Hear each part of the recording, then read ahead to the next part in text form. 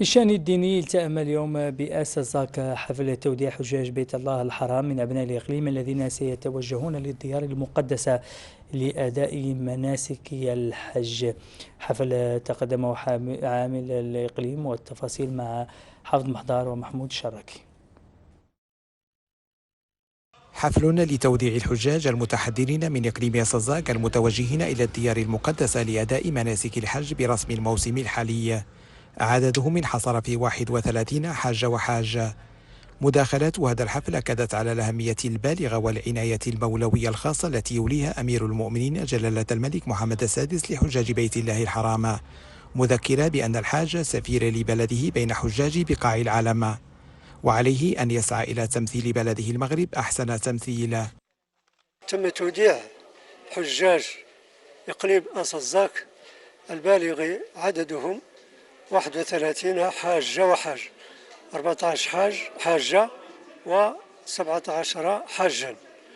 وتمت خلال هذا التوديع كلمات توجيهية لحجاجنا الميامين، فيها مجموعة من التوجيهات التي يجب الالتزام بها، من بينها تمثيل المغرب أحسن تمثيل، والتأسي بالأخلاق المعروفة عن المغرب والمغاربة، وكذلك تفادي الازدحام ما أمكن. كانت توضيحات الحمد لله نيرة كاملة، وضحت جميع ما يكون من الانطلاقة من هنا إلى غاية الديار المقدسة، وتم تسليم الشنط للحجاج الميامين وأعطاهم جميع التوضيحات في الشنط.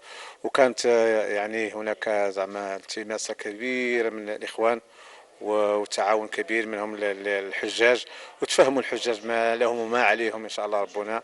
ونترجى ونتمنى من الجميع أنه يكون حج مبرور وسعي مشكور للجميع. نسأل الله أن يجعل حجنا مبرورا وسعينا مشكورا، ولجميع الحجاج المرافقين لنا. ونشكر لمن كان بعد الله سبحانه وتعالى السبب في أداء الركن العظيم، ونسأل لأمير البلاد أن يوفقه لما فيه الخير والصلاح. الحفل قدم مجموعة من النصائح التوجيهية للحجاج الذين تنطلق رحلتهم إلى البقاع المقدسة يوم 24 من الشهر الجاري، على أن تكون رحلة العودة إلى أرض الوطن يوم 22 من يونيو القادم.